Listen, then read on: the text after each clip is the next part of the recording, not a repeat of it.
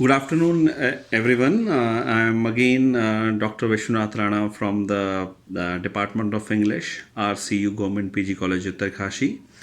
And today I want to discuss an essay by Gayatri Chakravarti's Spivak, Can the Subaltern Speak? This essay was written by Gayatri Chakravarti Spivak. First of all, it was published in 1985 and it was published under the title Can the Subaltern Speak? Speculations on Video Suicide. Then again in 1988, Can the Subaltern Speak? In an edited work by Carrie Nelson and Larry Grossberg. They both are the editor of this book. Um, can the Subaltern Speak? Talks. It starts. This essay by Gayatri starts with a blistering critique on the subaltern group. The subaltern group, again coming back to this, the subaltern group, subaltern studies group, or the subaltern studies collective. It was a group formed by the veteran academician Dr. Ranjit Guha in the 1980s. It included a number of his students and some of his peers like Shahid Amin, David Arnold, Partha Chatterjee, David Hardiman, Ranjit Guha, Gyanendra Pandey, and Deepesh Chakravarti. And this was a Marxist group from the University of, initially they were associated with the University of Sussex, and this group felt that they need to intervene into a new historiography through which they could talk about the dispossessed. They could bring out the voices of the dispossessed, as they felt that their voices had been hijacked by the national elites of the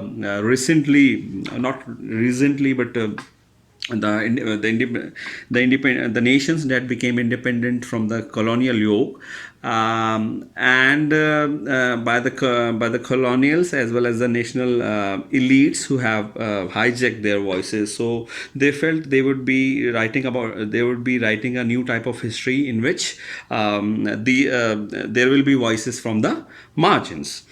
And coming back again to the name of their group, that is a subaltern. The term subaltern initially it came from the writing of Antonio Gramsci, an Italian Marxist. So, how Gramsci used the term, that is very important. Gramsci used the term subaltern to refer to a particular to the unorganized group of rural peasants based on southern Italy, who had no social or political consciousness as a group, and were therefore susceptible to the ruling class, culture, and leadership of the state. Subaltern is used to a group of people who don't have a class consciousness, and they don't understand the class struggle that is happening in the society of any era. When it comes to the subaltern group, extending the term of Gramsci's original definition, these historians, like some of the people I just named in the subaltern group, these historians define subaltern as the general attribute of subordination in South Asian society, whether this is expressed in terms of class, caste, age, gender, and office, or in any other way. For the subaltern studies historians, Gramsci's discussion of the oppressions of the rural peasantry aptly describe the continued oppression of the rural peasantry, the working class, and the untouchables in post-independence Indian society. Indeed, the problem for the subaltern studies historian was that India had achieved political independence from the British Empire, however, without the corresponding social revolution in the class system it had originally hoped for. So this is their starting point, talking about the subaltern group, subaltern I have just discussed, the group that doesn't have that political class awareness. And what how Gayatri starts with a critic of subaltern collective, that she herself is a post-structuralist, and she had some serious reservations regarding how this Marxist ideology created a subaltern ontology. She had some serious questions regarding it, and that is the content of what we will be discussing in this work. And she starts her essay. She questions the ontology of the subaltern studies group through her reading of Michael Foucault and Giles Deleuze. Sorry. So, as a way of mounting her critique of the scholar's assumptions concerning the subaltern in colonialist text, Spivak begins by turning first to the work of post-structuralist thinkers such as Michael Foucault and Giles Deleuze, who have challenged the notion that human individuals are sovereign subjects with autonomous agency over other consciousness. Summed up in the Cartesian dictum, I think, therefore I am. Gayatri, being a post-structuralist, he feels that it is very impossible to create a category of a subaltern group, even a subaltern individual. It's impossible to create to conceptualize a category like that, or the category of a third world woman. ठीक है. So as post-structuralism would have it, human consciousness is constructed discursively. So just give you an example that a human being of a modern era, one of the starting point of post-structuralism, that a human being doesn't exist by itself. He is the creation of a number of power discourses, like a medical discourse, like a legal discourse, like the numerous discourses of the institutionalized state. Our consciousness is a formation of all these discourses. So our subjectivity, our identity is constituted by the shifting discourses of power, which endlessly speak through us, situating us here and there in particular position and relations. In these terms, we are not the authors of ourselves. We do not construct our own identities, but have them written for us. The subject cannot be sovereign over the construction of selfhood. So instead, the subject is decentered, and that its consciousness is always being constructed from position outside of itself. It follows then that the individual is not the point of origin for consciousness, and human consciousness is not a transparent representation of the self, but an effect of discourses. Similarly, what the subaltern group is trying to create a category, an entity of the subaltern class. I think Gayatri says that it is impossible to create, because it itself is a creation of a political awareness, or it is an effect of a political discourse. Spivak argues that, surprisingly for these figures, when Foucault and Deleuze talks about oppressed groups such as the working class, they fall back into precisely these uncritical notions of the sovereign subject, by restoring to them a full centered consciousness. In addition, they means the subaltern group, also assume that the writing of intellectuals such as themselves can serve as a transparent medium through which the voices of the oppressed can be represented. So Spivak she is entirely sympathetic to the aims of the scholars and supportive of their politics, the emancipatory politics of neo-Marxist. But she urges that critics must always beware of attempting to retrieve a subaltern consciousness from text, as they will merely replicate the problems in the work of Foucault and Deleuze. Perceiving of the subaltern as a sovereign subject in control of his or her consciousness, and assuming that the intellectual is transparent medium through which subaltern consciousness can be made to represent. Then reading ahead, she says, representations of subaltern agency must not be trusted as reliable expressions of a sovereign subaltern consciousness.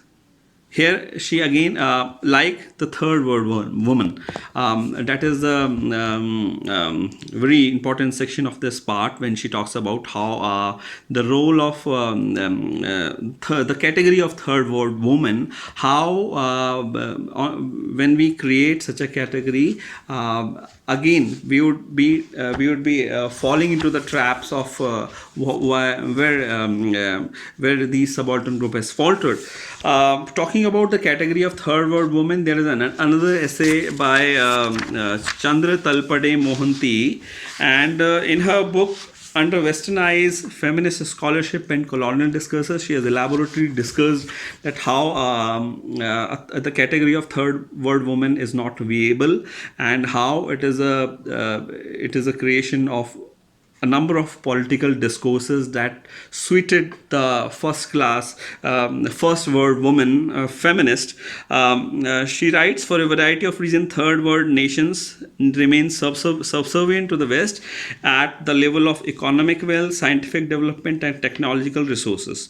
Mohanty argues that Western feminism cannot escape implication in these global economic and political frameworks, and must be careful not to replicate unequal power relationship between the first world and the third world war.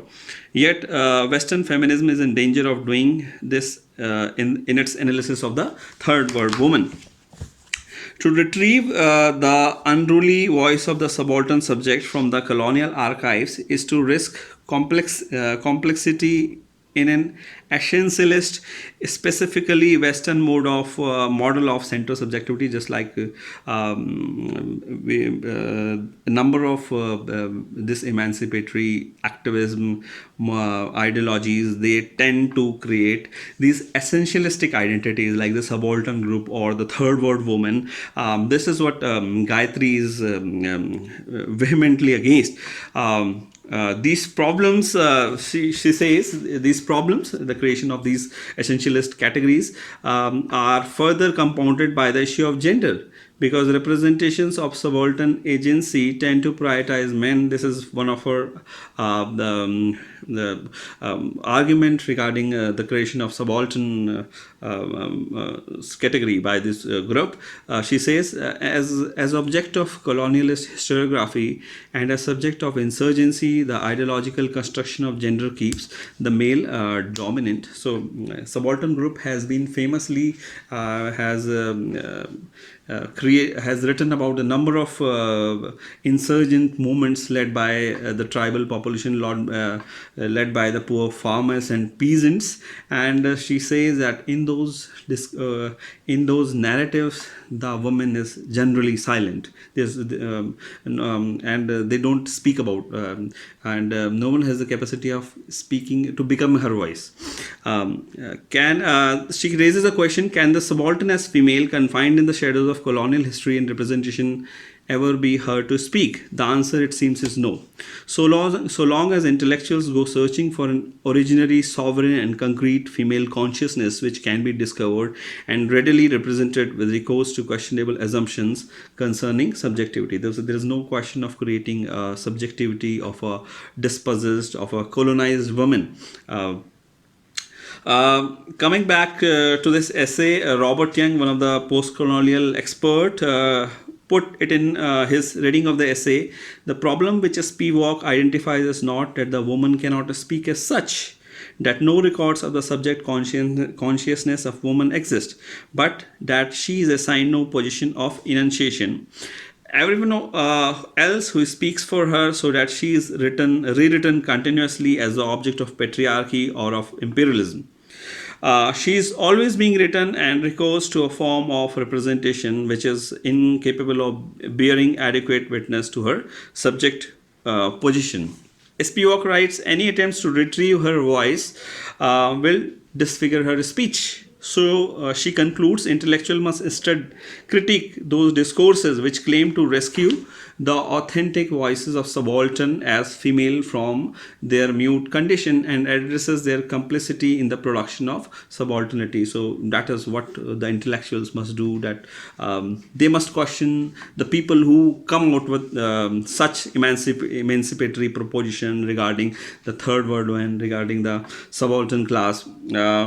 Um, in Can the Subaltern speak? Spivak complicates the extent to which women voices can be easily retrieved and restored to history. Rather than making the subaltern as female seem to speak, intellectuals must bring to crisis the representational system which rendered her mute in the first place. So this is one of our very important proposition. But time and again, this essay has been published again and again. In 2014, it was published in a Marxist review, in which then in one of her book, in other words, and it was published in 1996, when certain questions were asked her regarding her ideological, her standpoint regarding the category of subaltern and the third word woman, that how we can conceptualize, how we can place an emancipatory movement for women's struggle against patriarchy. Then it seems that she is coming back to those of her own propositions. In other words, she writes, in exploring how the subaltern school attempt to retrieve subaltern consciousness from history, Spivak argues in her typically verbose fashion that the work can be described as a strategic use of positivist essentials